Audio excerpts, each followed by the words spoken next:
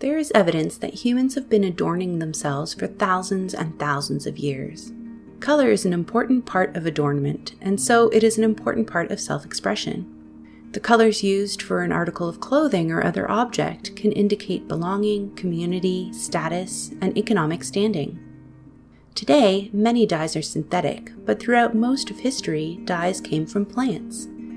In this week's Curiosity Challenge, we're experimenting with plant dyes. You will need plants.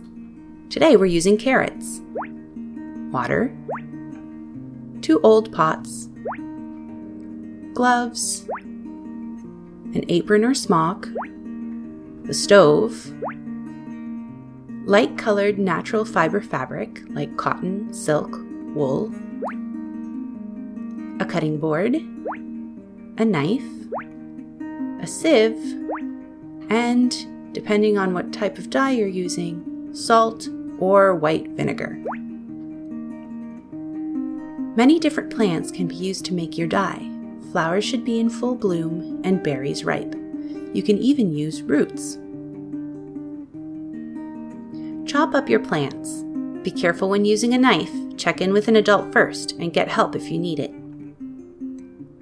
Place the plants in a pot with twice as much water as you have plant.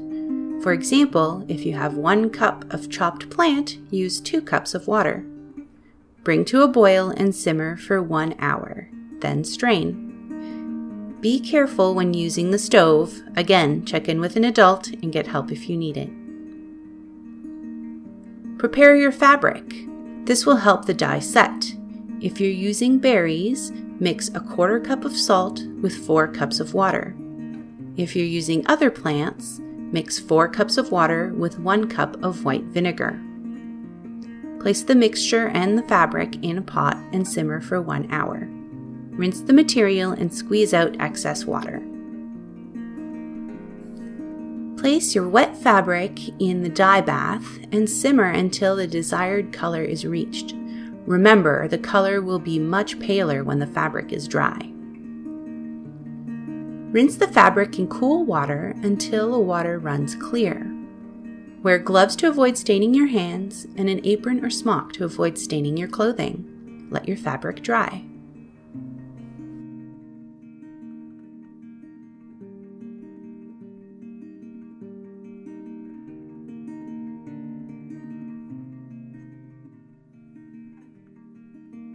So our carrot dye didn't work out very well. It didn't cause that much of a change in color.